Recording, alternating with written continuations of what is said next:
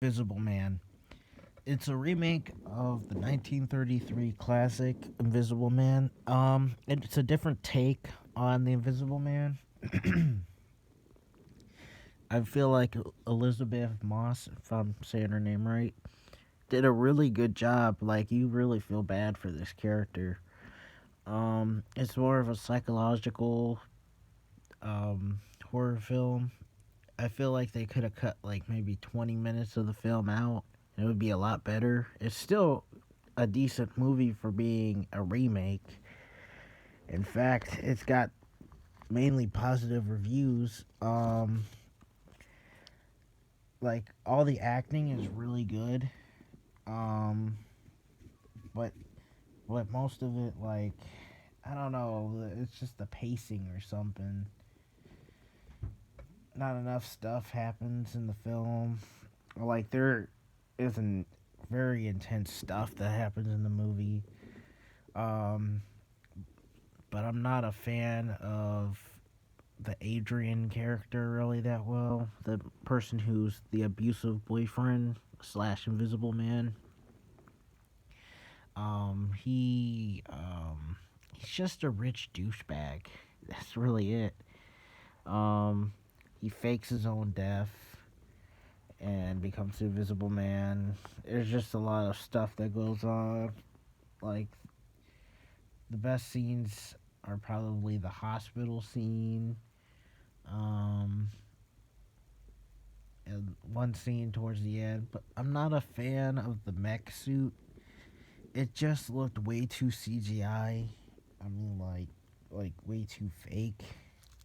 It's just generic black. I mean, like if you look at the original costume of the Invisible Man, it puts that one to shame. But is it worth going to go see right now? No, but it's still a decent remake. It's directed by the best friend of the guy who did Saw. He was in Insidious, and he was in Saw as Adam. So yeah, this is like one of his, I don't know, second or third directing movie. I think. I think The Invisible Man is a decent remake. Originally Johnny Depp was supposed to be in the movie, and it was supposed to be, I guess, a totally different movie. Um, but I feel like the acting was on point. Like Elizabeth Moss, you really feel generally bad, and you could tell that she was tortured. And I have to go on a little rant about something else that's not related to the movie. But when we went to go see the movie, there was people talking, you know, ghetto people. Um, you know, I'm like they're stomping up there and they're like, "Come fight me" or some crap because we're shushing people and it was like, "Shush yourself." I'm like, really? We're in a movie. If you're one of those people who talk during the movie or on their phone or don't want to take pictures on the movie or just stay home. I don't. We paid for the movie. We're trying to enjoy the movie. It was really distracting.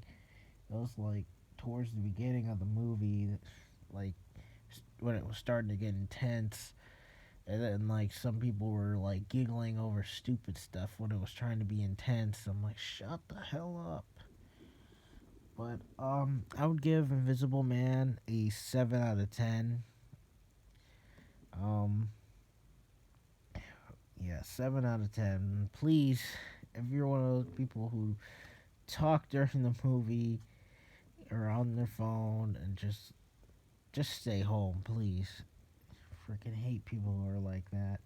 And it was sort of packed, surprisingly, and it's doing, I guess, very well at the box office. Which they're supposed to make an Invisible Woman, which they did make an original Invisible Woman in the 40s, but it has I forgot what her name is. Elizabeth Banks. She's supposed to be directing and starring as the Invisible Woman.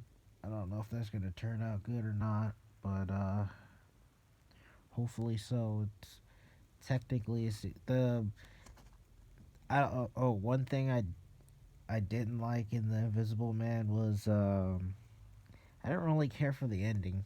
I was just like, eh. Even my brother was just like, with the ending.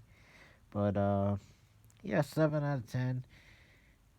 It's not worth negotiating right now, but it's worth seeing for sure because it's actually a decent remake for once.